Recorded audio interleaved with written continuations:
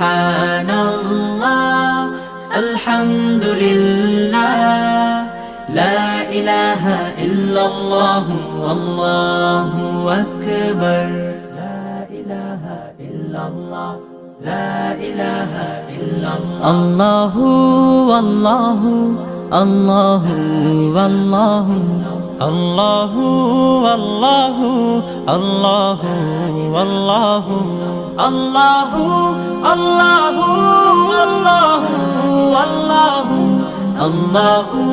আল্লাহু আল্লাহু আল্লাহু আল্লাহু